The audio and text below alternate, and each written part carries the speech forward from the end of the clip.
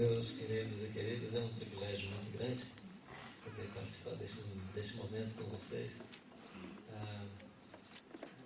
Estou lembrando aqui de uma comunidade que eu estava em Fortaleza, era um espaço mais ou menos assim como esse. Eu perguntei para vocês, aí atrás estão me ouvindo?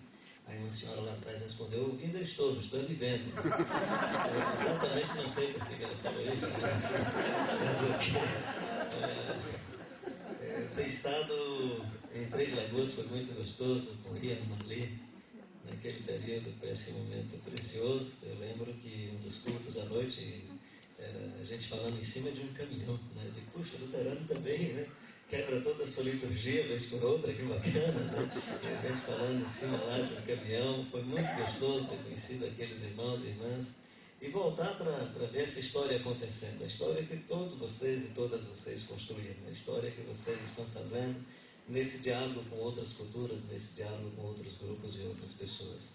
E isso é muito encantador. Estou aqui assim muito animado de ter participado de alguma maneira desse momento, ter estado no primeiro momento, visitado algumas vezes, assim, de passagens fortuitas, pouquíssimas, eu acho que uma lá em Juazeiro e outros encontros lá pelo Nordeste, e poder estarmos juntos aqui. Eu espero que esse seja um momento de reflexão, de retomada da nossa caminhada, tomada de novas decisões, e vou ficar muito à vontade. Eu sei que eu estou em outro contexto, numa outra cultura religiosa, e aí, como os pastores e os teólogos estão juntos com vocês para arrumar depois as coisas, eu não vou proteger minha cabeça e minha mente. Vocês vão me permitir falar de maneira livre, até porque eu sou assim mesmo. Então, o que vim na cabeça para dizer, algumas coisas, claro que eu vou me proteger e não vou dizer, porque eu sou muito irreverente, mas aquilo que eu achar que devo abrir o coração e colocar para vocês, vou colocar sem a pretensão de que esteja dando alguma resposta ou de que esteja trazendo uma palavra conclusiva.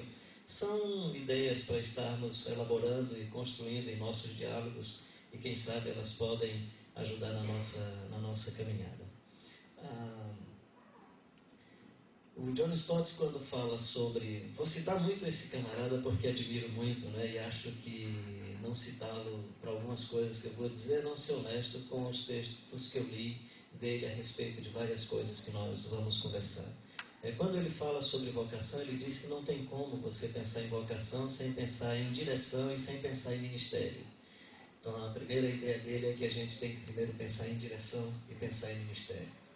Depois ele vai dizer que vocação, ela não é uma ideia nossa. Ele diz que no mundo secular, nas empresas, por exemplo, se fala muito em vocação, olhando para o talento e para a habilidade das pessoas. Ele diz que no reino de Deus, vocação é algo exclusivo de Deus. Ou seja, vocação tem a ver com chamado. Então não é você que vem porque sabe, é Deus que chama porque quer você. É fácil dizer isso no ambiente luterano, no ambiente que tem algumas ideias calvinistas, por conta da soberania de Deus. Então essa é a ideia mesmo, né? E digo isso não só por estar no seu ambiente, é porque eu acredito nisso. Eu acredito que Deus é soberano e nos vocaciona. Em alguns momentos nos vocaciona usando as nossas habilidades, respeitando a nossa composição genética, os nossos talentos, mas em alguns momentos faz de forma muito contrária, seja pela humildade do Jeremias ou pela limitação do Moisés, mas os dois textos indicam para nós que eles não tinham muita escolha e a despeito deles Deus os chamou. O Jeremias diz, o Senhor diz para Jeremias, não diga que eu não passo de uma criança, que você não passa de uma criança. Eu estou chamando você e ponto final, né? O Moisés diz, eu sou pesado de língua, será gago, será tato, será um cearense falando para gaúcho, o que era, né? Mas ele está dizendo o seguinte, Senhor, não tem o Arão vai com você, e chama o Moisés, né? Então Deus nos chama, Deus nos vocaciona, ou seja, o chamado tem a ver com essa iniciativa da soberania de Deus. É o Deus chamando Jonas e chamando Jonas para um lugar onde ele não desejaria ir.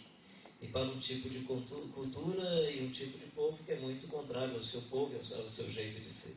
Eu, por exemplo, admiro muito essa iniciativa de uma denominação de origem europeia que se estabelece no Brasil com outro jeito litúrgico, com outra cultura, que aceita esse desafio de ir para uma outra forma de organização. Não é que o nordestino da periferia seja desorganizado, ele tem outro jeito de organização, ele tem outro jeito de celebração.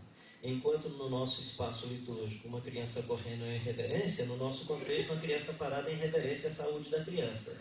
Então nós achamos que houve uma irreverência com a saúde da criança, com a energia da criança. Nós estamos sendo irreverentes com a criança, colocando a criança sentadinha e quietinha, né? Se não atrapalha a nossa liturgia. E aí nessa briga da liturgia, os discípulos também, semelhante a qualquer um de nós, a qualquer um luterano, vai dizer assim: os meninos estão atrapalhando. Aí Jesus diz: deixai ver minhas criancinhas e não as impeçais, porque das tais é o reino dos céus.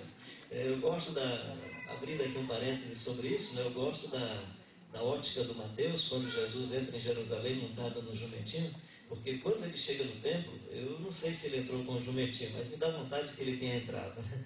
Mas o que é importante é que dentro do templo só crianças estão percebendo, gritando: Hosana, Hosana ao rei que vem em nome do Senhor. Porque adultos não entenderiam aquilo, mas criança entende dessa bagunça. Um cara montado no jumentinho, né? Fazendo a entrada triunfal. A criança vai correr atrás e vai achar aquele negócio legal. E vai. Por isso que as autoridades, pensando que Jesus e os discípulos estavam insuplando as crianças, pediram para que eles mandassem que as crianças se calassem. Ele disse: se eles se calarem, as próprias pedras clamarão. Então há uma fascinação no reino de Deus por esse outro jeito de ser comunidade, essa Galileia dos gentios, esse outro jeito de viver a experiência do reino, a experiência do Evangelho. Então eu admiro muito essa iniciativa que é tomada. E essa iniciativa tem via de duas mãos, né? De um lado você vai perceber as igrejas pentecostais no Brasil, as clássicas, indo para as classes médias e classe média alta. E claro, depois a gente pode falar isso um pouco mais adiante, dentro de um outro componente aí, econômico-religioso, transformando a indústria da fé, trabalhando a serviço do ídolo de mercado. E aí não é mais uma luta da secularização dos elementos sagrados, senão da supervalorização econômica dos elementos sagrados. É um pouco diferente. A gente tinha uma briga da banalização dos elementos sagrados, essa dicotomia entre profano e sagrado, e o receio de que as pessoas banalizassem o sagrado. O sagrado foi banalizado de outra maneira, foi tirando o proveito econômico dele, né? Mas aí você tem um pentecostalismo que vem das classes mais pobres, invertendo a sua inserção social, indo para a classe média alta, surgindo aí o neopentecostalismo com fácil acesso às classes média e classe média alta. E você tem a outra igreja, e as igrejas de classe média e classe média alta fazendo essa inserção social entre os mais pobres, né? Indo lá para Juazeiro do Norte, Crato, né?